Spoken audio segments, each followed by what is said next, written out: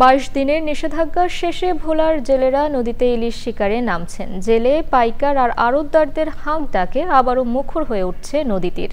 কাঙ্ক্ষিত ইলিশ ধরা পড়লে বিগত দিনের সংকট কাটিয়ে ঘুরে দাঁড়ানোর স্বপ্ন দেখছেন জেলেরা। ভোলা থেকে হারুনুর রশিদের তথ্যচিত্রে আল মুকসিদের রিপোর্ট। টানা 22 দিনের অপেক্ষার অবসান শেষে আবারও নদীতে নামছে ভোলার 2 লাখ জেলে। ইলিশ শিকারের নিষেধাজ্ঞা শেষ হওয়ায় জেলে পল্লীতে এখন উৎসবের আমেজ। দীর্ঘ বিরতির পর ঘাটে ফিরছে কর্মচাঞ্চল্যতা। অভিযান দিচ্ছে, আমরা এটা অপেক্ষা করছি, এখন আমরা মাছ ধরতে যাবো সামনে।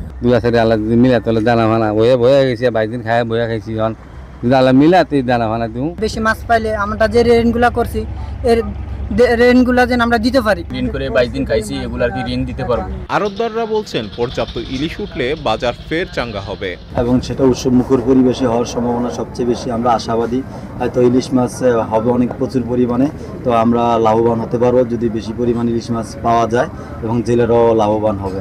ইলিশ সংরক্ষণ অভিযান সফল হয়েছে বলে জানিয়েছে মৎস্য বিভাগ। 22 দিনের অভিযানের ফলে আমাদের ইলিশের উৎপাদন বৃদ্ধি পাবে মনে করি আমি, এবং আমরা যে এই অভিযান পরিচালনাকালে আমরা যখন আইনের সঠিক প্রয়োগ করেছি। নিষেধাজ্ঞা শেষের সঙ্গে সঙ্গেই ভোলার মেঘনা ও তেঁতুলিয়া নদীতে শুরু হয়েছে ইলিশ শিকারের নতুন অধ্যায়।